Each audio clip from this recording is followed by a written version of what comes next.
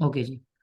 तो आज हम चलते हैं जी अपने नेक्स्ट लेक्चर पे। सबसे पहले जी मैं यहाँ पे न्यू फाइल क्रिएट कर रहा हूँ। फाइल क्रिएट करने का तरीका वही है, आप यहाँ पे क्रिएट न्यू पर क्लिक करेंगे और अकॉर्डिंगली जो भी आपने साइज लेना है वो आप साइज लेंगे अपनी फाइल का। तो मैं यहाँ पे वही आर्टबोर्ड रख रहा हूँ जो हम प्रीवियसली लेके चल रहे हैं। तो यहाँ पे न्यू फाइल हमने क्रिएट कर ली। ओके, अभी तक हमने जो टूल डिस्कस कर लिए उसके अंदर हमने सिलेक्शन टूल डिस्कस किया था सबसे पहले, और उसके बाद हमने ये रेक्टेंगल टूल और ये सारे टूल डिस्कस कर लिए। इसमें ये फ्लेयर टूल अभी हमारा पेंडिंग है, ये हम बाद में करेंगे। और उसके साथ हमने जो है वो अपने पैटर्न किस तरह बनाए जाते हैं और शेप्स किस तरह बनाई जाती हैं वो सारी चीज़ें सीखी। आज का जो हमारा टूल है वो टूल का नेम है जी direct selection tool. Direct selection tool बहुत इंपॉर्टेंट टूल है। इसकी वर्किंग क्या है, एडोबी इलस्ट्रेटर के अंदर बहुत सारे डिज़ाइन जब हम बनाते हैं तो हमें डिफरेंट शेप्स बनानी होती हैं जो कि हम डायरेक्ट सिलेक्शन टूल की मदद से बनाते हैं। तो इसको बताने से पहले मैं आपको एक चीज़ क्लियर करता हूँ। यहाँ पे लेट से मैंने एक यहाँ पे रेक्टेंगल लिया, मैंने एक रेक्टेंगल ड्रॉ किया और इस रेक्टेंगल का कलर मैं रख रहा हूँ ये वाला लाइट ब्लू। ठीक है, या कोई डार्क कलर कर देते हैं, ये ठीक है। ओके, अब यहाँ पर आप देखिए मैं जूम कर रहा हूँ स्क्रीन को कि जब मैंने अपना रेक्टेंगल सेलेक्ट किया तो यहाँ पर मेरे पास इस रेक्टेंगल के कॉर्नर्स हैं। एक कॉर्नर ये है, एक ये है, एक ये है और एक ये है। और इस रेक्टेंगल के अंदर मेरे पास ये देखें आप, छोटे छोटे सर्कल मुझे नजर आ रहे हैं ये वाले। ठीक है, ये सर्कल नजर आ रहे हैं। अब ये सारी चीजें क्या है पहले हम वो डिस्कस करते हैं। मैं यहाँ से डायरेक्ट सिलेक्शन टूल को सेलेक्ट करूंगा।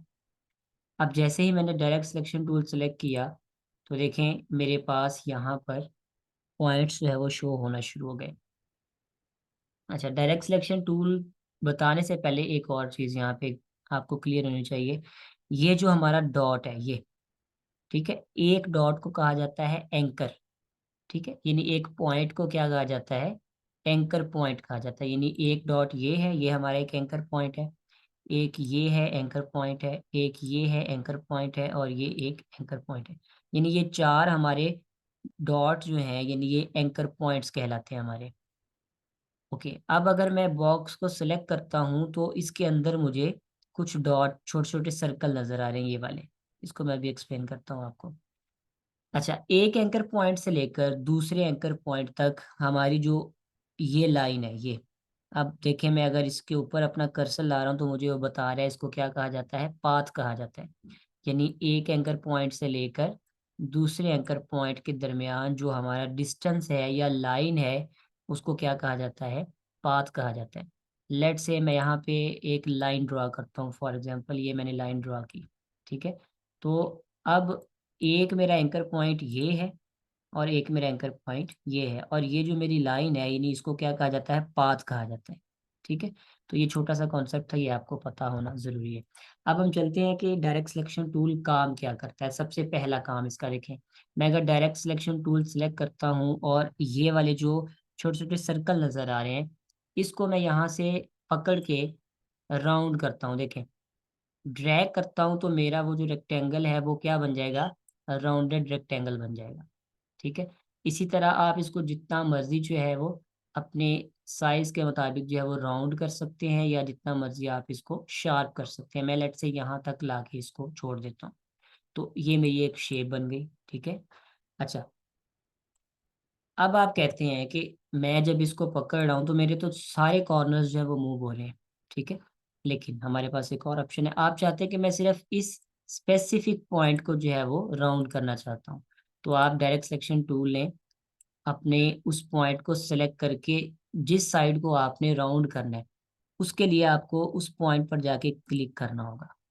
जब आप उसको क्लिक कर देंगे तो देखेंगे ये ब्लू हो गया यहाँ पे। अब जब आप करेंगे तो सिर्फ वो एक साइड आपकी जो है वो राउंड होगी। ठीक है, इसी तरह आप ये पॉइंट करना चाहते हैं, इसको पकड़ के आप इस साइड को राउंड कर सकते हैं। ठीक है, अगर आप चाहते हैं कि दो साइड्स आप इकट्ठी मूव करें तो इसको सेलेक्ट करें और शिफ्ट के साथ दूसरा पॉइंट सेलेक्ट कर लें। अब क्या होगा, ये सिर्फ दोनों साइड जो है वो राउंड होंगी, बाकी जो है वो फिक्स रहेगा। ये देखिए, इसको आप करते जाएं, राउंड करते जाएं जितना आपने करना है, अकॉर्डिंगली वो आपकी मर्जी है। अगर मैं इसको यहाँ तक कर देता हूँ तो ये देखिए हमारी एक शेप बन गई, जिसको हम लीफ भी कह सकते हैं, यानी पत्ता जिसे हम कहते हैं, उस तरह की हमारी ये शेप बन गई यहाँ पे। ठीक है, तो इस तरीके से आप अपने डायरेक्ट सिलेक्शन टूल की मदद से डिफरेंट रेक्टेंगल के राउंड जो है वो कर सकते हैं। अच्छा, ये तो था पॉइंट रेक्टेंगल के हवाले से। अब अगर मैं एक इलिप्स टूल लेता हूँ यहाँ पे और उसको मैं ड्रा करता हूँ यहाँ पे, तो अब मैं डायरेक्ट सिलेक्शन टूल सेलेक्ट करता हूँ। तो अब इसके मेरे जो एंकर पॉइंट्स बने हैं वो 1, 2, 3 और 4। अब अगर मैं एक एंकर पॉइंट को यहाँ पे सेलेक्ट करूंगा तो देखिए मेरे पास ये ऑप्शन आ गया यहाँ पे। ठीक है, अब ये वाली जो यहाँ पर मुझे एक लाइन नजर आ रही है, इसको कहा जाता है हैंडल। ठीक है, ये आप इसके ऊपर कर्सर लाएंगे तो आपको बता भी रहा है कि ये क्या कहलाते हैं, हैंडल्स कहलाते हैं। आप क्या कर सकते हैं कि इन हैंडल्स को यहाँ से पकड़ें, यानी इसके कॉर्नर से आप अपनी मर्जी से इसको मूव कर सकते हैं। ठीक है, इसको आप यहाँ से पकड़ें, आप इसको थोड़ा एडजस्ट कर लें, यानी जिस तरह की आप शेप बनाना चाहते हैं, आप किसी भी एंकर पॉइंट को वहां से पकड़कर आसानी से जो है वो अपनी शेप को चेंज कर सकते हैं। तो ये आप देखिए, मैं जो भी एंकर पॉइंट सिलेक्ट कर रहा हूँ मेरे हैंडल्स वहां पर आ जाते हैं, और मैं उसकी मदद से किसी भी तरह का जो है वो डिज़ाइन या कोई भी शेप जो है वो क्रिएट कर सकता हूँ। ठीक है, इसी तरह हम ले लेते हैं उसको, ये जो है हमारा रेक्टेंगल। अब रेक्टेंगल के अंदर यहाँ पर एक और कॉन्सेप्ट मैं बताता हूँ आपको। आप चाहते हैं कि आपने ये वाला रेक्टेंगल जो है थोड़ा सा रोटेट करना है, यानी तिरछा जिसे हम कहते हैं, तो आप क्या करेंगे, डायरेक्ट सिलेक्शन टूल लेंगे और ऊपर वाले दोनों पॉइंट्स, एंकर पॉइंट सिलेक्ट करेंगे। अब आप जब इसको मूव करेंगे तो ये देखें हमारा वो रेक्टेंगल तिरछा बन गया। ठीक है, आप इस तरीके से इसको जिस एंगल में रखना चाहते हैं आप उस एंगल में आप उसको रख सकते हैं। ये देखें, जहां मर्जी आप एडजस्ट कर लें। ठीक है, और इसी तरह अगर आप कोई एक खास पॉइंट करना चाहते हैं तो जस्ट वो वाला एंकर पॉइंट सिलेक्ट कर लें। अब सिर्फ वही पॉइंट आपका मूव करेगा। अब देखें, आप अपनी शेप को सिर्फ उसी पॉइंट को जो है वो कम ज्यादा कर सकते हैं, जहां मर्जी आप उसको लेकर जा सकते हैं। अब इसकी प्रैक्टिकल एग्जांपल्स भी मैं आपको बताऊंगा थोड़ी देर में, कि हम जब डिज़ाइन कर रहे होते हैं तो इसका यूज़ हम कहाँ कहाँ पर कर सकते हैं। तो ये छोटा सा कॉन्सेप्ट था डायरेक्ट सिलेक्शन टूल को यूज करने का। ठीक है, अब हम इस पे चलते हैं, कोई शेप्स बनाते हैं। मैं लेट से जी यहाँ पर एक इलिप्स टूल लेता हूँ यहाँ पे, और मैं डायरेक्ट सिलेक्शन टूल लेता हूँ और अपने एंकर पॉइंट को सेलेक्ट करता हूँ। यहाँ से ये मेरे पास हैंडल्स आ गए, और इस हैंडल को बल्कि ऐसा करते हैं, थोड़ी सी शेप को मैं बड़ा कर लेता हूँ, ये आपको वाज़िह नजर आए। ओके, डायरेक्ट सिलेक्शन टूल लिया, एंकर पॉइंट सिलेक्ट किया, और यहाँ से मैं क्या करता हूँ, ये वाला एंकर पॉइंट पकड़ कर थोड़ा सा इसको मैं मूव करता हूँ इस तरीके से। ठीक है, और इसको मैं कलर दे देता हूँ, कौन सा, येलो कलर। स्ट्रोक मैं इसका ऑफ कर देता हूँ, यहाँ से नन कर देता हूँ। तो ये देखिए हमारी क्या शेप बन गई, मैंगो शेप बन गई। ठीक है, इसी तरह मैंगो के ऊपर वो जो इसकी छोटी सी वो डंडी टाइप चीज होती है, आप वो बना सकते हैं। यहाँ पे मैं ये बना रहा हूँ, और इसको अब मैं जूम कर रहा हूँ, देखिए अब यहाँ पर भी मेरे पास वो देखिए पॉइंट्स आ रहे हैं। तो मैं क्या करूँगा, डायरेक्ट सिलेक्शन टूल लूंगा, और सिर्फ मैं अगर चाहता हूँ कि ऊपर वाले दो पॉइंट राउंड करूँ तो मैं इसको यहाँ से थोड़ा सा राउंड कर दूंगा।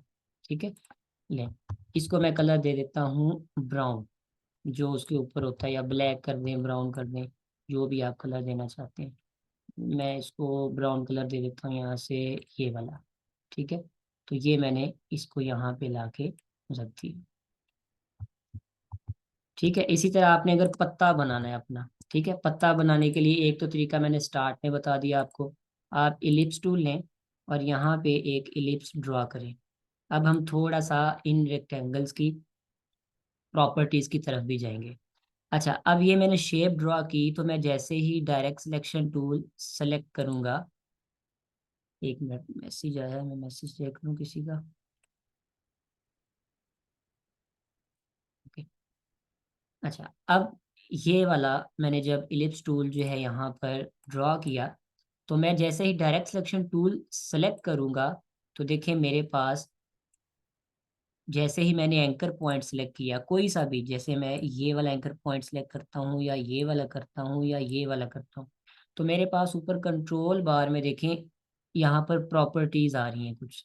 ठीक है, ये सारी प्रॉपर्टीज हम डिस्कस करेंगे बारी बारी। अभी मैं चाहता हूँ कि जी मैं इस कॉर्नर को, ऊपर वाले पार्ट को नोकदार बना लूँ।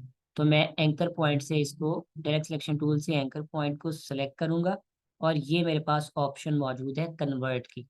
ये आप देख सकते हैं, आपको आइकॉन भी नज़र आ रहा है कि ये नोकदार है और ये क्या है, थोड़ा राउंडेड है। तो अगर मैं इस पर क्लिक करता हूँ तो देखिए मेरी शेप जो है वो नोकदार बन गई। इसी तरह मैं नीचे वाला पॉइंट सिलेक्ट करके इसको नोकदार बना देता हूँ, तो ये हमारा बन गया लीफ, यानी कि पत्ता जिसको हम कहते हैं। मैं उसको ग्रीन कलर दे देता हूँ, ये वाला।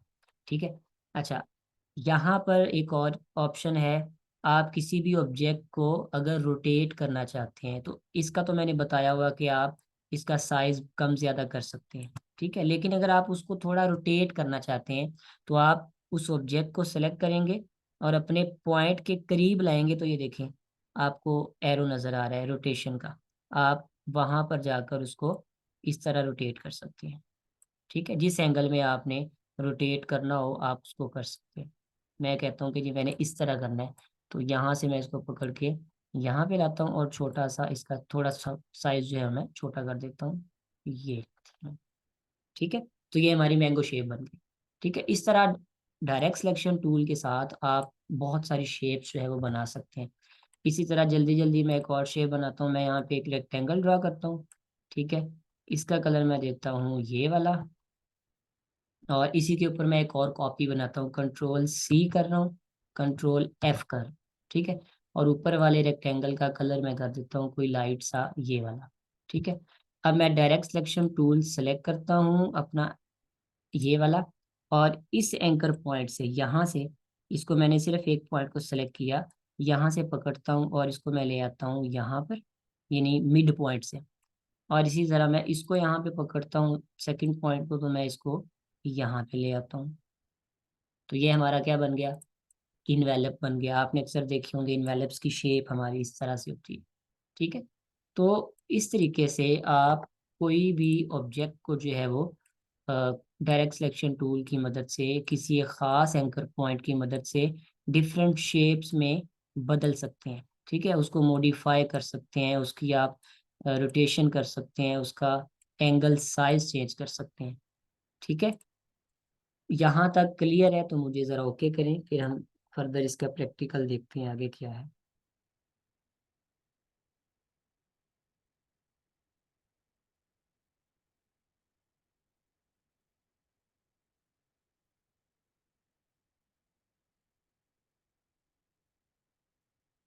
जी क्लियर है सबको?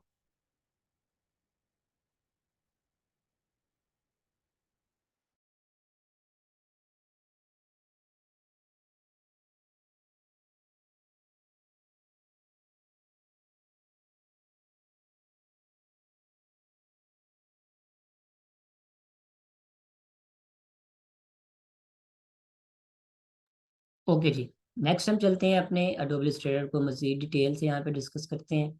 तो इसी तरीके से आप बहुत सारी शेप्स बना सकते हैं। ठीक है, डायरेक्ट सिलेक्शन टूल को अब हम देखते हैं कि हम प्रैक्टिकल वर्क में कहाँ पे यूज़ करते हैं। मैं यहाँ पे जाता हूँ जी अपने फाइवर के पेज पर, और यहाँ पे मैंने ये पॉइंट यहाँ पे सर्च किया था, साइन बोर्ड। ठीक है, क्लास डिस्कनेक्ट हो रही है, क्या सब स्टूडेंट्स को ये मसला आ रहा है? मुझे ज़रा क्लियर कीजिएगा ताकि मैं अपनी तरफ भी देखूँ, यहाँ से तो इशू नहीं है। जी सर, हो रही है इस तरह ना, यानी कि बीच में चली गई थी फिर दोबारा आई, यानी कि आपके वहाँ कुछ हुआ था थोड़ा सा बीच अच्छा अच्छा, चलें, बस मुझे एक मिनट दें, मैं फिर अपनी तरफ देखता हूँ इसको। में। ओके।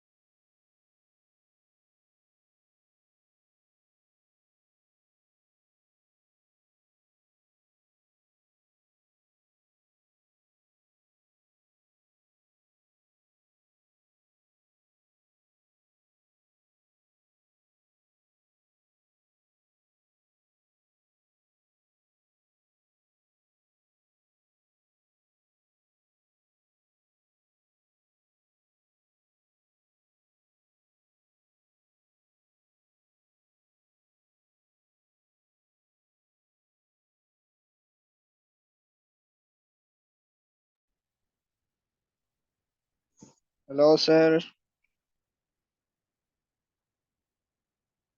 जी अब बताएं जरा, आप तो स्क्रीन ओके है या अब भी प्रॉब्लम कर रही है?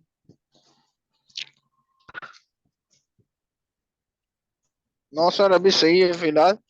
मेरे पहले अपनी क्लास कंप्यूटर पे ओपन की हुई थी, आई थिंक मेरे को मेरे अपने इंटरनेट का इशू लग रहा था, इस वजह से फिर अभी मैंने मोबाइल पे कनेक्ट किए डाटा के जरिए ना। चलें अभी खैर, सही लग रहा है मेरे को। कोई इशू हुआ तो फिर बताइएगा मुझे। Okay okay sir. ओके। खैर हम यहाँ पे कर रहे थे अपने फाइवर के पेज पर, मैं इस टाइम मौजूद हूँ। और यहाँ पे मैं सर्च करता हूँ साइन बोर्ड। तो साइन बोर्ड में हम यहाँ पे किसी भी सेलर की जो है वो गिग ओपन कर लेते हैं, लेट से जी ये वाली है। तो ये जी साइन बोर्ड होते हैं, मतलब डिफरेंट लोग जो हैं वो अपने साइन बोर्ड्स बनाते हैं, जैसे बिल बोर्ड्स होते हैं या साइन बोर्ड्स होते हैं। तो ये आपको मैं दिखा रहा हूँ ये। अच्छा, अब यहाँ पे देखें, मैं आपको कोई डिज़ाइन दिखाता हूँ जिसमें एडोब इलस्ट्रेटर का यूज़ हुआ हो। देखें, ये जितनी भी शेप्स बनी हुई हैं इनमें एडोब इलस्ट्रेटर का यूज़ हुआ है, ये डायरेक्ट सिलेक्शन टूल का। ठीक है, कोई हम तिरछी शेप देखते हैं जो इसने बनाई हो।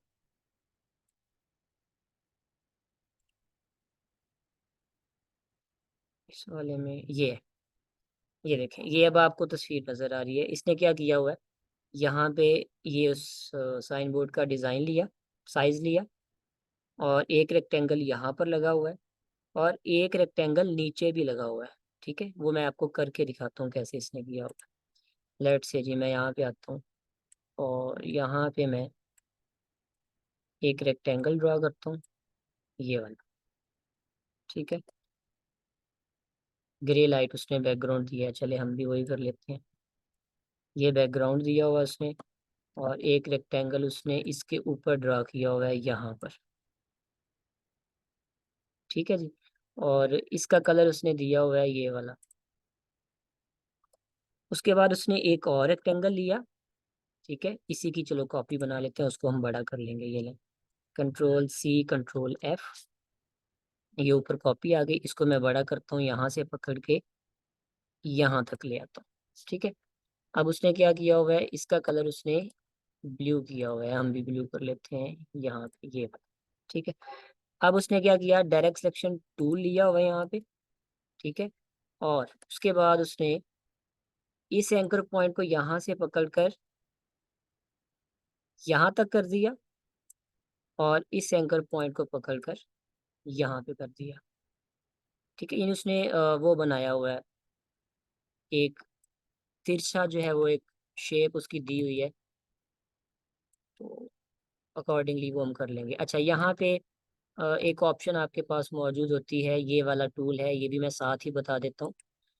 यहाँ पे आपके पास ऑप्शन है ऐड एंकर पॉइंट, यानी ये जो मैंने अभी पॉइंट्स बताए ना आपको, आप चाहे तो यहाँ पर और एंकर पॉइंट्स भी ऐड कर सकते हैं। तो किस तरीके से करते हैं, यहाँ पर ये टूल है ऐड एंकर पॉइंट्स। तो मैं कहता हूँ कि जी एक एंकर पॉइंट मैंने यहाँ पर लगाना है, यहाँ पर, और एक एंकर पॉइंट मैंने यहाँ पर लगाना है।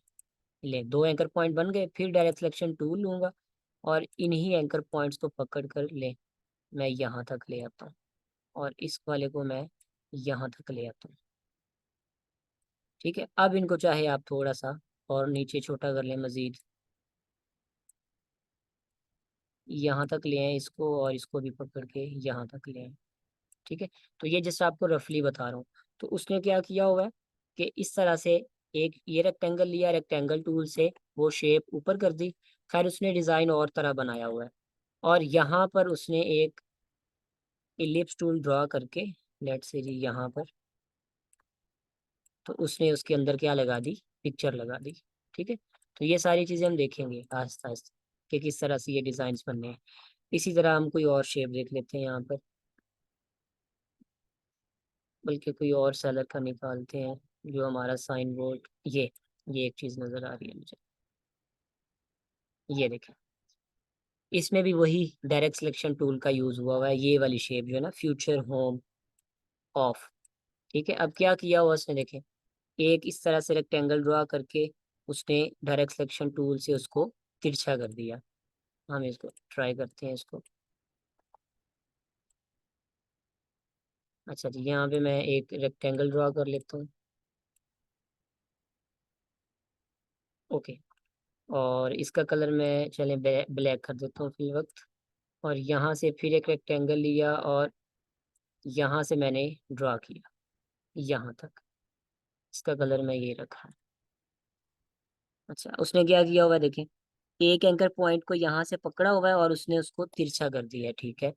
यहाँ से anchor direct selection tool select करें, एंकर पॉइंट यहाँ से इसको सेलेक्ट करें और इसको पकड़ के आप यहाँ तक कर दें। ये ले, आपका डिजाइन बन गया। इसी तरह उसने नीचे वाली शेप को किया हुआ है ये, ठीक है। उसने एक रेक्टेंगल बनाया हुआ है यहाँ पर, यानी इससे बारीक रेक्टेंगल उसने यहाँ पर बनाया हुआ है। और इस दफा उसने क्या किया हुआ है, नीचे वाले एंकर पॉइंट को तिरछा बनाया हुआ है, यानी इस एंकर पॉइंट को सिलेक्ट किया और उसने इसको यहाँ तक कर दिया, ठीक है। इसका कलर आप कोई और करना चाहते हैं तो कर सकते हैं, मैं ये कलर कर देता हूँ फॉर एग्जाम्पल, ठीक है। उसके बाद अच्छा, उसने थोड़ा कम ही किया हुआ, मैंने ज़्यादा कर दिया, कम कर लेते हैं इसको। एंकर पॉइंट सिलेक्ट किया और यहाँ तक मैंने कर दिया, ठीक है, इतना कर दिया। उसके बाद उसने फिर एक रेक्टेंगल लिया हुआ है, रेक्टेंगल उसने ड्रॉ किया यहाँ पर और सेम उसी तरीके से डायरेक्ट सिलेक्शन सिलेक्शन टूल से उसने क्या किया है, उसको थोड़ा सा तिरछा कर दिया, ठीक है। अब आपके पास मल्टीपल ऑप्शंस हैं कि आप उसको किस तरह से जो है वो रखना चाहते हैं। ज़रूरी नहीं है कि आप इसी को कॉपी करें, मैं जस्ट समझाने के लिए बता रहा हूँ कि लोग अपने डिज़ाइंस को किस तरह से बनाते हैं डायरेक्ट सिलेक्शन टूल की मदद से, ठीक है। तो ये देखें, बड़े आसान तरीके से हमने उसी का डिज़ाइन जो है वो कॉपी कर लिया और हमने वो शेप जो है वो बना ली। इसी तरह आप कोई भी शेप्स, ये देखें, इसने भी वही तिरछा काम किया हुआ है, इसने भी वही किया हुआ है। ये देखें, ऊपर इसने रेक्टेंगल लिया हुआ है और इस एंकर पॉइंट को उसने पकड़ के थोड़ा तिरछा कर दिया, नीचे भी उसने ये रेक्टेंगल बना के उसको तिरछा कर दिया। तो बस यही सारी गेम है, यानी डिपेंड करता है आप पर कि आप उसको किस तरीके से जो है वो लेके चलते हैं। ले, इसने भी वही काम किया हुआ है, देखें कितना आसान सा डिजाइन बनाया हुआ उसने। ये रेक्टेंगल लिया, इसको तिरछा कर दिया, डायरेक्ट सिलेक्शन से इसको किया, इसको कर दिया, ठीक है। और ऊपर एक रेक्टेंगल लगा के उसने टाइप टूल से यानी टेक्स्ट टूल से लिख दिया और ये उसका डिजाइन बन गया। तो यही वो सारी चीजें होती हैं जो आप दूसरों के डिजाइन्स को देखकर पिक करते हैं, ठीक है। अब डिपेंड करता है आप पर कि आप इसको किस तरह से जो है वो परसीव करते हैं, किस तरह से अपनी डिजाइनिंग को जो है वो इन्हांस करते हैं, ठीक है। यहाँ तक क्लियर है सबको? अगर कोई इशू है डायरेक्ट सिलेक्शन टूल में तो मुझे बताएं।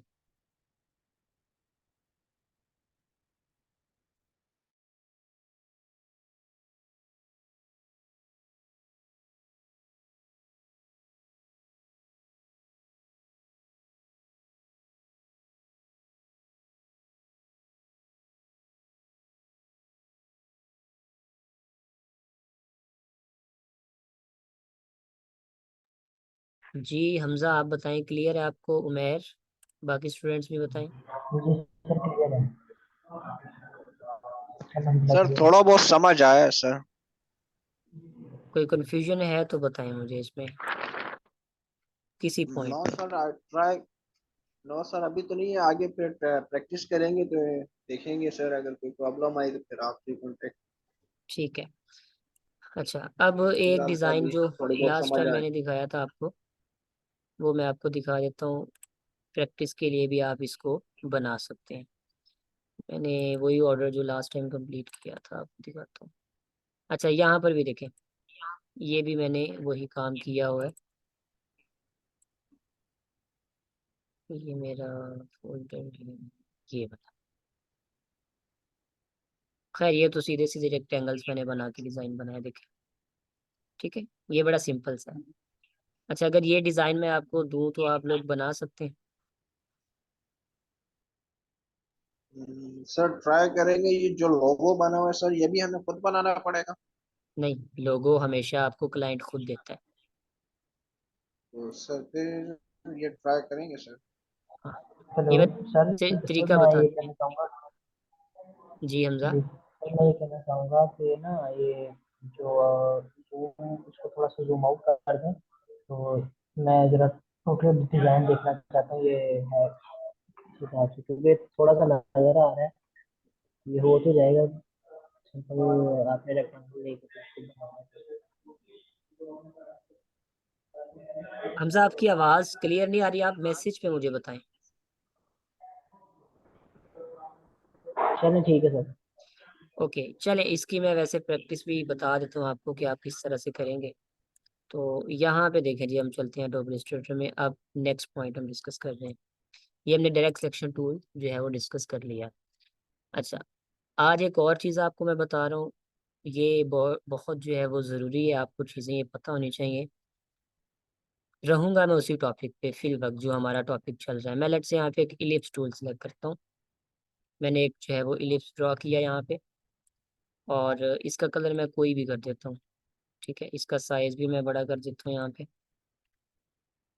मैं यहाँ से एक फाइल से जो है वो अपनी इमेज अपलोड करना चाहता हूँ। अपलोड से मुराद यहाँ पे अपनी एक कोई तस्वीर लेके आना चाहता हूँ। ठीक है, जिसको हम कहते हैं कि जी इमेज को इस फाइल में लेकर आना।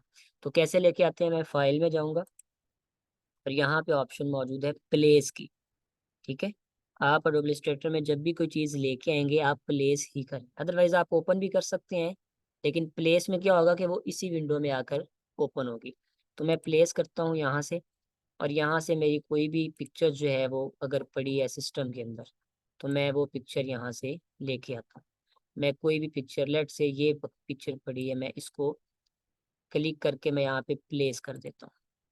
ठीक है, अब जैसे ही मैं प्लेस करूँगा तो मेरे पास वो ड्रैग की ऑप्शन देगा कि मैं माउस का क्लिक प्लस ड्रैग करूँगा तो इस तरीके से वो इमेज जो है मेरे पास ड्रॉ हो जाएगी। ठीक है, कोई भी आप पिक्चर लेके आएंगे तो हमेशा Adobe Illustrator में जब भी आप पिक्चर लेकर आएंगे तो आपको ये क्रॉस का निशान ज़रूर मिलेगा। अब ये क्रॉस का निशान हमें क्या बताता है कि आप फिल वक्त इस पर वर्किंग नहीं कर सकते। ठीक है, जब तक ये क्रॉस ख़त्म नहीं होगा।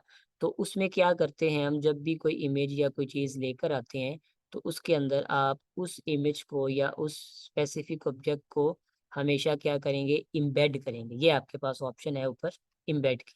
ठीक है, मैं जैसे ही इम्बेड करूँगा तो देखिए वो मेरा क्रॉस ख़त्म हो गया, यानी अब मैं इस इमेज पर वर्किंग कर सकता हूँ। तो जब भी आप लोगों ने कोई इमेज प्लेस करनी है, आपने सबसे पहले उसको क्या करना है, इम्बेड करना है यहाँ पर लाके।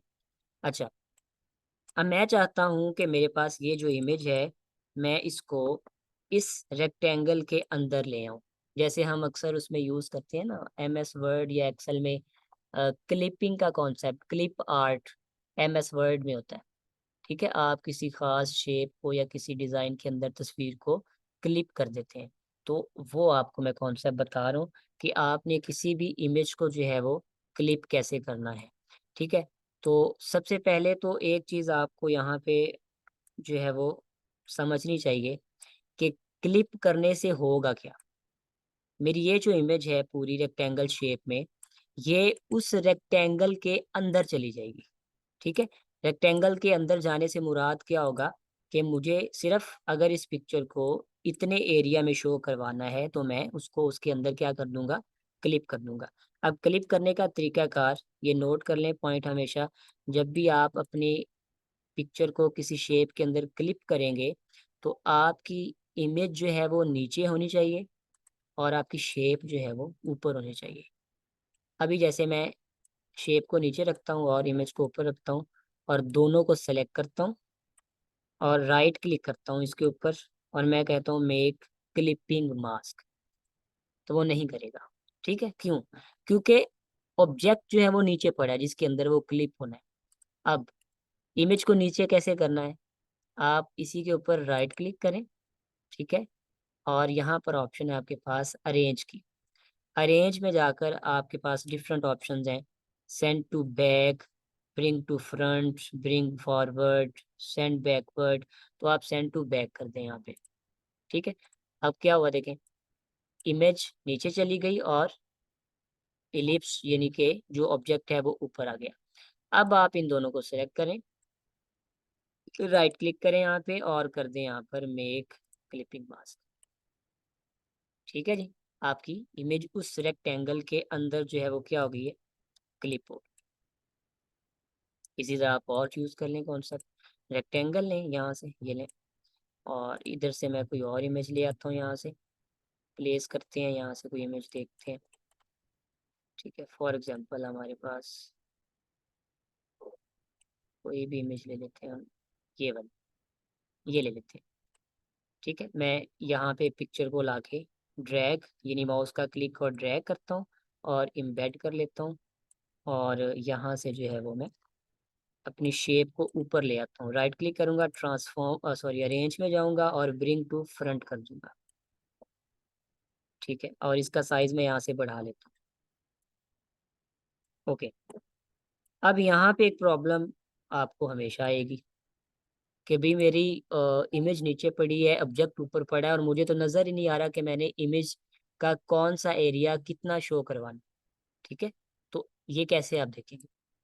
और स्टार्ट में उमेर आपने क्वेश्चन पूछा था पैनल्स के हवाले से, तो अब हम पैनल्स का कॉन्सेप्ट भी यहाँ पे आपको क्लियर होगा। अब मैं चाहता हूँ कि मुझे नीचे वाली इमेज जो है वो प्रॉपर नज़र आनी चाहिए। तो उसके लिए मैं क्या करता हूँ, यहाँ से जाता हूँ विंडो में, और यहाँ पे मेरे पास पैनल मौजूद है ट्रांसपेरेंसी का। ये आपके पास आ रहा है ट्रांसपेरेंसी। ट्रांसपेरेंसी का मतलब होता है कि वो उसकी व्यू को क्या कर देता है, थोड़ा कम कर देता है, यानी कि ओपेसिटी जिसको हम कहते हैं, ओपेसिटी को कम ज़्यादा करना। आप देखें, मैं अगर इस रेक्टेंगल को सेलेक्ट करता हूँ तो ये मेरे पास ऑप्शन मौजूद है इसके ट्रांसपेरेंसी के पैनल में।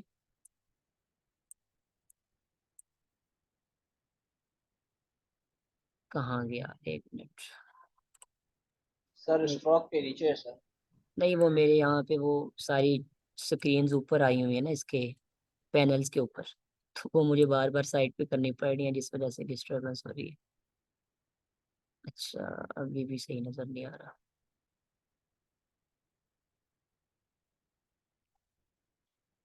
विंडो में जाते हैं, ट्रांसपेरेंसी के पैनल में आते हैं, ये मेरा ट्रांसपेरेंसी का पैनल आ गया। ठीक है, अब मैं इस शेप को सेलेक्ट करता हूँ, तो यहाँ से देखिए मेरे पास ऑप्शन मौजूद है ओपेसिटी की। तो अभी ये 100% ओपेसिटी है। मैं अगर इसकी ओपेसिटी कम करता हूँ यहाँ से, तो देखें इमेज आना, नजर आना शुरू होगी ना मेरे पास नीचे। तो यहाँ से आप जितनी ट्रांसपेरेंसी रखना चाहते हैं, मैं कहता हूँ जी 50% ट्रांसपेरेंसी मैं रखना चाहता हूँ। तो अब मुझे नीचे वाली इमेज यहाँ पर नजर आ रही है कि वो इमेज मेरी कहाँ है और मैंने उसको कितना सेट करना है। तो अकॉर्डिंगली आप क्या करेंगे, अपनी इमेज को सेलेक्ट कर लेंगे, यानी कि आप ऊपर ले आए उसको, और जहाँ पे आपने जितना सेलेक्ट करना है, मैं इसको बड़ा कर रहा हूँ साइज को, इतना कर रहा हूँ। ठीक है, और इमेज को मैं नीचे रख रहा हूँ यहाँ पे। ठीक है, अब मैं चाहता हूँ कि इतना एरिया शो करवाऊँ। ठीक है, सो आप उतना एरिया सेलेक्ट करके अब इन दोनों को सेलेक्ट करें, राइट क्लिक करें और मेक क्लिपिंग मास्क कर दें। ओपेसिटी मैंने 100% ही रखी, 50%। अच्छा, इसको मैं कर देता हूँ 100%। ठीक है जी, अब दोनों को सेलेक्ट किया और यहाँ पे राइट क्लिक करके मेक क्लिपिंग मास्क। तो देखिए मेरे उस रेक्टेंगल के अंदर वो इमेज जो है वो क्लिप होगी। अच्छा, अब यहाँ पर अक्सर सवाल होता है कि जी अगर हमने दोबारा से इसको एडिट करना हो तो क्या करेंगे। तो बड़ा सिंपल सा है, इसी शेप के ऊपर आप डबल क्लिक करेंगे ना, तो देखिए आपके पास एक ऑप्शन खुल जाती है, फिर डबल क्लिक करें तो आपके पास पूरी इमेज खुल जाएगी। ठीक है, उसी तरीके से आप उसकी एडजस्टमेंट कर सकते हैं कि आपने ओपेसिटी कम की। ठीक है, और जितना आपने उसको सेट करना है वो सेट करने के बाद यहाँ पर ये एरो का निशान आपको नज़र आ रहा है, आप इस पर क्लिक कर दें तो आपकी इमेज जो है वो दोबारा से एडिट होने के बाद एडजस्ट हो जाएगी। मीटिंग ऑफ होने लगी है, मैं दोबारा से लिंक शेयर करूँगा आपको।